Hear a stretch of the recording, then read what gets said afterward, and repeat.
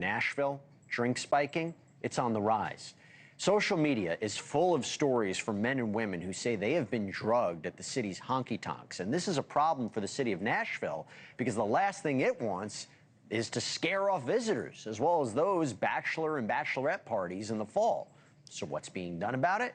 NewsNation's Brian Entin has been investigating this for us. He joins us live. Brian, great to see you. You have found it incredibly difficult to track these cases and find the perpetrators. What have you learned?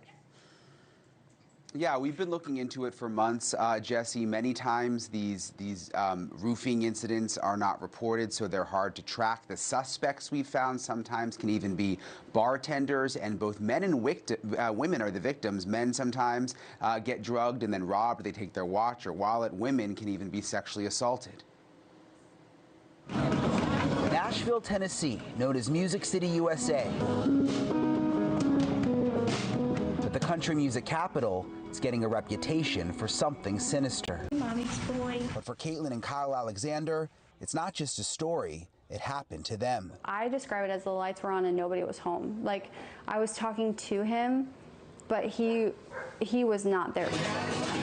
They were out celebrating Kyle's birthday when after just 2 drinks, Kyle lost control, leaving the bar, acting violent, walking in front of cars, and not making any sense. It got even worse when they got back to their hotel. I opened the bathroom door, it's complete pitch black in there, and he's pounding his head against the shower.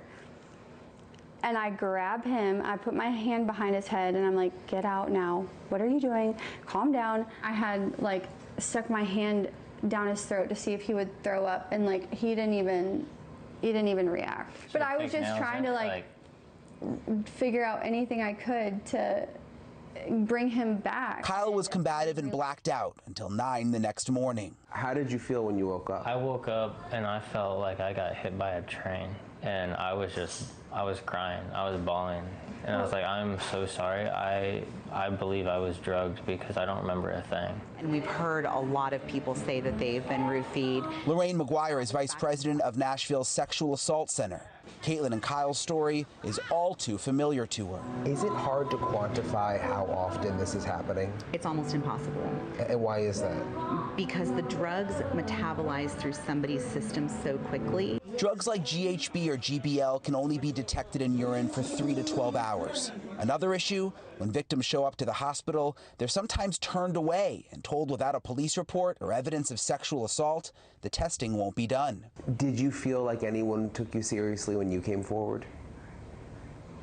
No. We did a police report, but it's almost like, yeah, we've had our wild nights too, type of thing. Yeah. Like, I know what drunk would be like, and I know what not remembering a single thing and getting to the point that I got to. Nashville Night Mayor Benton McDonough says police officers are receiving specialized training, and they're encouraging hospitals to test victims immediately. Some have been a little more forthcoming with that than others. Testing is even now happening in some Nashville bars. It's really easy. You just take a straw, so you're not going to person's drink, and you just really easily drop a little bit of the liquid right there. Teddy's Tavern owner Josh Buckley has testing strips available right in his bar, and 20 other bars have also joined a Safe Bars program.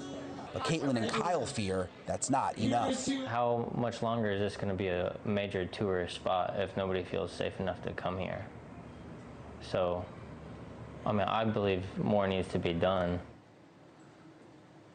And Jesse, there are more than a dozen safe bars, they call them now in Nashville, and the bartenders there are even trained with a code word. If a customer orders something called an angel shot, that means that they need help, and the police will then be called. But I will say, after going there, it seems like the city is acknowledging that it's a problem. They're not trying to cover it up, acknowledging that something's going on, training the police, really trying to put an end to it. Jesse? The fact that they have code words and testing pads is so scary. Brian Entin, thank you so much. Great reporting. Good seeing you.